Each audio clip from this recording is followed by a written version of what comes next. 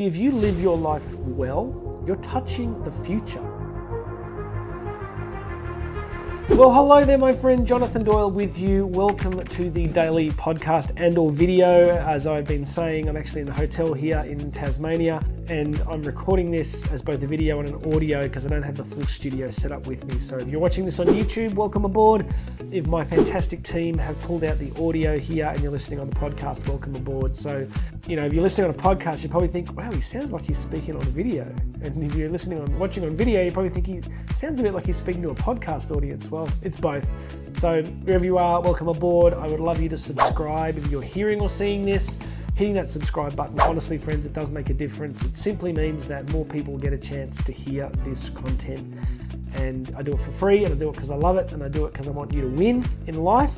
So please make sure you're subscribed. If you're interested in booking me to speak or finding out how you can book me to work with your business or your team, you can find everything at the website jonathandoyle.co, and you can see my daily adventures on Instagram at jdoylespeaks. jdoylespeaks on Instagram. Yesterday I did a cool run to the summit of Mount Wellington here in Tasmania, and just the normal crazy stuff I get up to every day is on Instagram. Right, let's get into it. Today, I'm just back in the hotel after doing day 2 of a 4-day speaking tour with senior leaders, and I was working in this concept with them of virtues-based leadership, and one of the things that I'm doing is helping them understand the intergenerational aspect of self-leadership. That's a big mouthful. Intergenerational aspect of self-leadership. And I shared with them an insight from the famous Dr. Gabor Maté, who you may have heard of.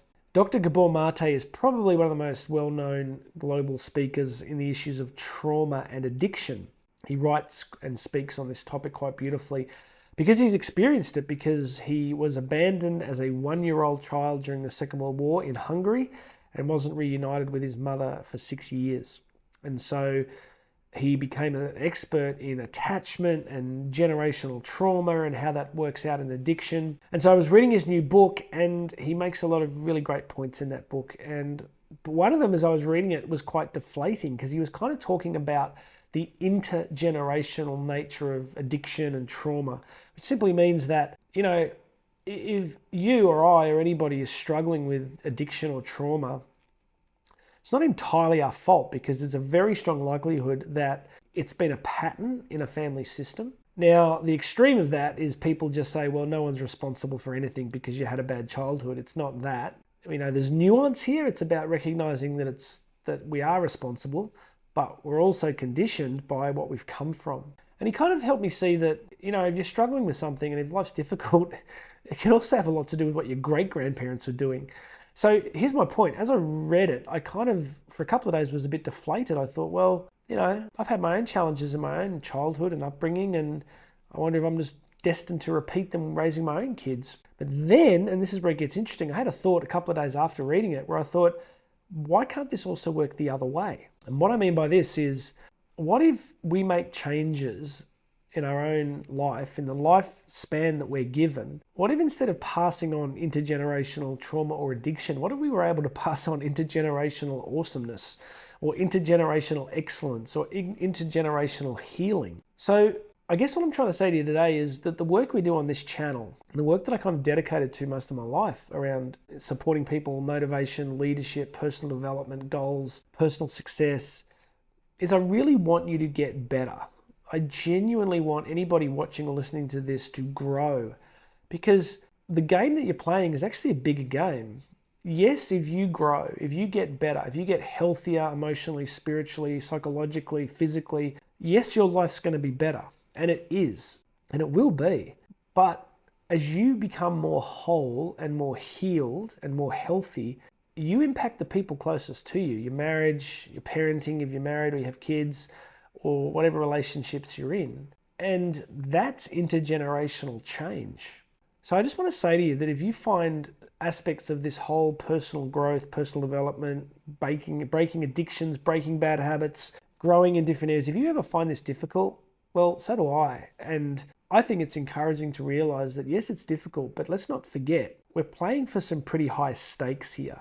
Stakes that may go beyond our lives. You see, if you live your life well, you're touching the future. I really think that. If I'm a good husband and a good father to my kids, and I'm imperfect, but I'm going to help my kids to be better humans. And then they're going to have better relationships and they're going to be better parents. And you can see how I guess in its simplest form, we'd say it's paying it forward. But I think there's a real power in this. So all of today's message is just, I guess I'm trying to say a couple of basic things. If you're dealing with difficulty right now, mental health, suffering, trauma, then the game isn't over yet. And you can be that person that significantly breaks the pattern. And the second thing I'd say is that doing that's not easy. We got to be reminded of that, because sometimes we think that personal development and growth is pretty straightforward, but it's not. And if it was easy, everybody would literally do it. If losing weight, getting fit, taking responsibility for your career, your behavior was easy, then everyone would just optimize, but they don't. We don't optimize. We have to push against a force that wants to hold us exactly where we are. So this is work, but your work will benefit you and it will benefit those that follow you. And that is something I think worth really committing your life to. So God bless you. Press on, press in, onwards and upwards. As C.S. Lewis said, further up and further in. Keep going. Press on, my friend. Please make sure you're subscribed.